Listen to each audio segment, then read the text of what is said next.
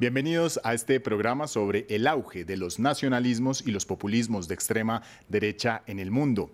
El 2018 fue un año fértil para la llegada al poder de líderes populistas como Jair Bolsonaro en Brasil y Matteo Salvini en Italia. Otros, como Trump en Estados Unidos y Víctor Orbán en Hungría, afincaron sus políticas antimigración y sus economías proteccionistas. Este tema lo vamos a tratar hoy con José Ángel Hernández, doctor en Historia Contemporánea de la Universidad Sergio Arboleda en Bogotá, Colombia, justo después de este informe que les presentamos a continuación y en el que revisamos la creciente ola populista de derecha en el mundo.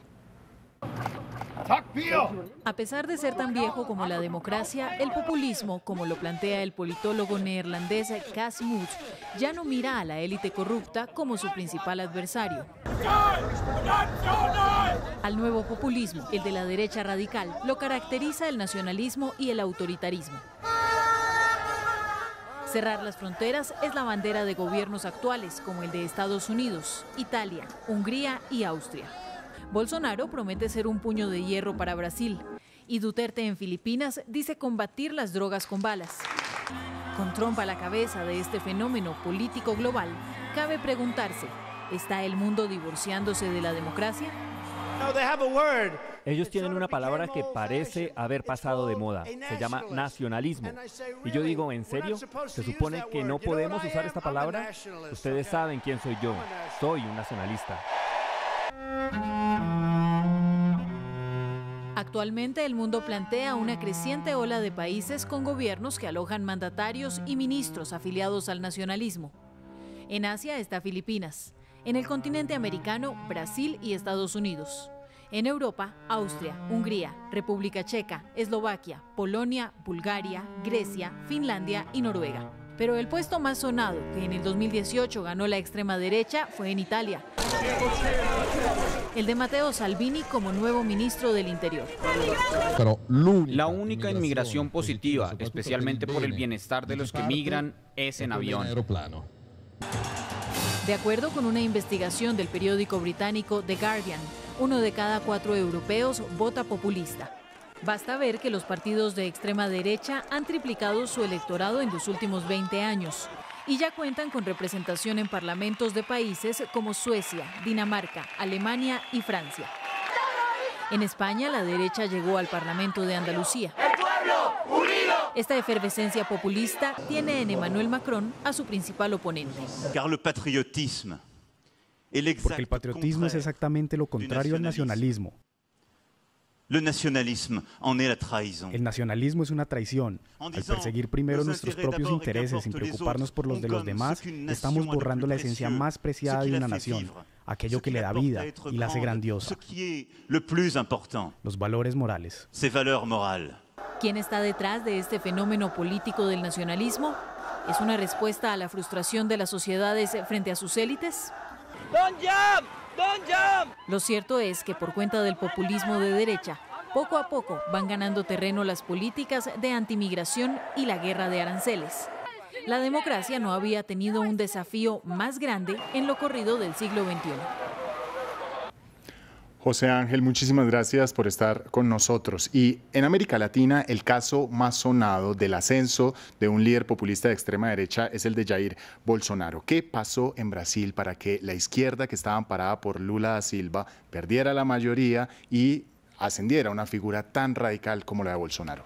Precisamente por eso, como reacción a la extrema izquierda que representaba Lula, pues el electorado se posicionó en posturas como las que actualmente representa Bolsonaro, ¿no? Aunque cada país en estos casos es un mundo concreto, ¿no? Quiero decir que estos auges del populismo tienen sus causas en Europa distintas a las que tienen en Estados Unidos o las que tienen en el caso de Brasil, ¿no? En el caso de Brasil es como reacción al antiguo gobierno, un gobierno que venía con la bandera de combatir la corrupción pero que no la combatió, no bajó los índices de de delincuencia, ¿de acuerdo? Y todo eso se aunó para que un candidato como es Bolsonaro pues pudiera llegar a la presidencia, ¿no? ¿Y entonces qué le puede deparar a Brasil con Bolsonaro en el poder? Yo no creo que vaya a haber una especie de cambio en cuanto al sistema de gobierno, al sistema constitucional o demás, ¿no? ¿De acuerdo? Pero claro, si somos demócratas, deberíamos de admitir que lo que quería el electorado que eligió a Bolsonaro es esa mano dura que él ha prometido ejercer, ¿no? Bueno, ¿cómo sube una figura del populismo al poder? Revisemos el caso de Trump en Estados Unidos, porque a simple vista las elecciones del 2016 fueron unas elecciones más estadounidenses. Los republicanos votaron a los republicanos, los demócratas votaron a los demócratas y en el conteo de votos ganó Trump. ¿Cómo se puede explicar que Trump sea una figura del populismo? Primero, el sistema electoral norteamericano es algo sui generis, ¿no? Porque sabemos que sacamos más votos los demócratas que los republicanos y aún así el representante republicano llegó a la presidencia, ¿no? Pero es evidente que hubo una reacción de esa parte de la sociedad norteamericana que no se sentía representada por Obama, ¿no?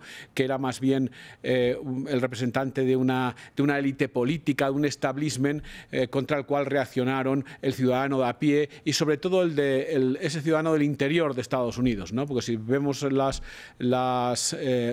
votos de cada partido, vemos que las zonas más cosmopolitas, las zonas costeñas, votaron al Partido Demócrata y que en las zonas más WASP, por decirlo de alguna manera, pues votaron a Trump, ¿no? En el caso de los latinos, recordemos que un 30% de ellos votó por Trump.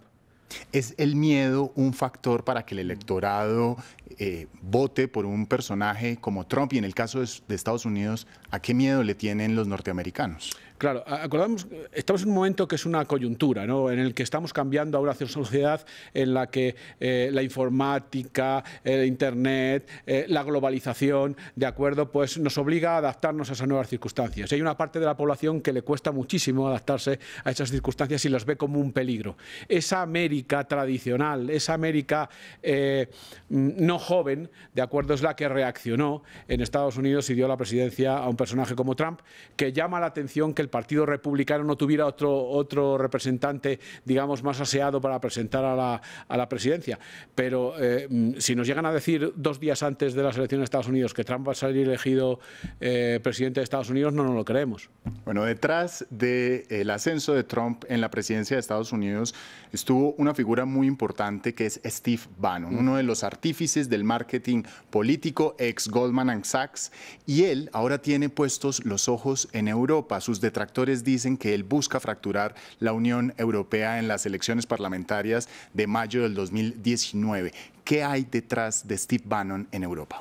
Bien, como dije antes, cada geografía es un caso concreto. El caso de Europa es distinto a los dos que hemos mentado anteriormente. A pesar de todo ello, Steve Bannon sabe que su socio ideológico, cultural, y económico es Europa Occidental y, bueno, y los países antiguos de la Europa Oriental que ahora mismo ya son parte de la Unión Europea. Entonces sabe que ahí también se está jugando muchísimo, ¿no? Por eso es el intento de Steve Bannon y de algunos otros, porque Steve Bannon no inventó este asunto. Los neoconservadores arrancaron desde la época de Reagan y se han mantenido más o menos hasta nuestros días, ¿no? Y lo que quiere hacer es aunar todas las distintas representaciones de los distintos países de eso que llamamos la derecha extrema, que ya no es esa extrema derecha con uniformes, botas altas y pistola al cinto, ¿no? Son personajes que ya no van a caer en ese fascismo del que se les acusa, me parece excesivamente, ¿de acuerdo? Que también con intención política, que están en contra de la Unión Europea, están en contra del establishment también europea, están en contra de la burocracia, están en contra de Bruselas, en definitiva, ese cogollo de burócratas que se sienten por una parte de los europeos como que van en contra de la esencia propiamente europea y de la nacionalidad, ¿de acuerdo? Porque recordemos que la Unión Europea es extracomunitaria, extranacional, por decirlo de alguna manera, y eso duele a mucha gente. Hay que explicar, y esto no es políticamente correcto, pero que es así, que la Unión Europea se hizo con la aquiescencia de solo el 50% de los ciudadanos europeos. El otro 50% se opuso a la Unión Europea y aún se hizo la Unión Europea. Pero claro, cuando las cosas fueron bien desde el punto de vista económico, pues no protestó, pero cuando llegó la crisis surgieron este tipo de partidos, ¿de acuerdo?, que siempre estuvieron ahí, pero que en un contexto económico bonancible, pues no tenían mucho que hacer. Y usted toca un punto muy interesante que es el de los nacionalismos, y aquí entran la figura de Víctor Orbán, la figura de Sebastián Kurz, Matteo Salvini. ¿Preocupan los nacionalismos dentro de la Unión Europea? Mucho. Desde luego es una cuestión que en la actualidad está en la agenda de cualquier discusión política a nivel provincial, regional, nacional o comunitaria. ¿Y por qué? ¿De acuerdo?